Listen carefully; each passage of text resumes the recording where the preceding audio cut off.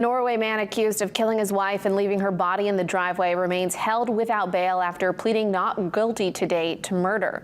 61-year-old Andrew St. George is accused of killing Barbara St. George in July. Her body was found in the driveway of their home on Greenwood Road in Norway. Andrew St. George was still on the property when officers arrived.